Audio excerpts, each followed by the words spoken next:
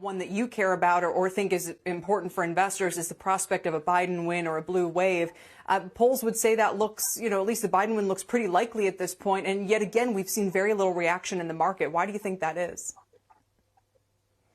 I'm not sure. I still think, deep down, just given the huge surprise in 2016, I'm not sure that a Biden win is really priced in. And the reason I say that is just looking at where valuations and sentiment are today. I mean, if Biden were to win and if the Senate were to flip over to the Democrats, I think there's a very real risk that most, if not all, of that corporate tax cut from a couple years ago would be rescinded. And I mean, that was really all of the margin expansion you saw at the very end of the economic cycle. So I think it'd be negative. And from a liquidity perspective, I mean, it's almost like the Democrats are now the fiscally conservative party because they want to, either way, you're going to get crazy spending. Regardless of which party wins, the Democrats just want to pay for more of it. So that might pop this sort of free money illusion that investors are seem to be suspended in right now. So I certainly don't think it's fully priced in the broad market. So let me just ask you about one sector in particular. I know you are recommending here healthcare. You said the only holding you think would be vulnerable is biotech. Now, do you also mean in terms of an election result there?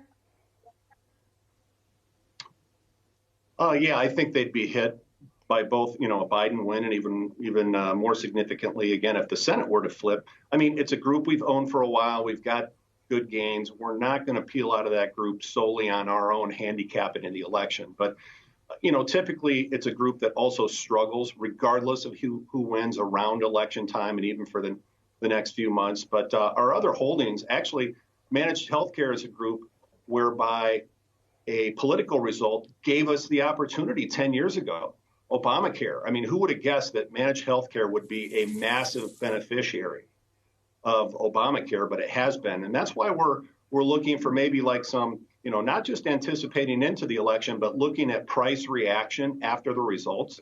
Let's say if some of the financial services, especially the banks, were to act well in response to a Biden victory. I mean, to me, that would be a tell that maybe that extremely cheap group is completely oversold and could be primed for better times in the years ahead. So it's, again, we're paying not just close attention to trends leading into the election, but also maybe something that has an odd response. I think that could be a tell as to what subsequent leadership will be.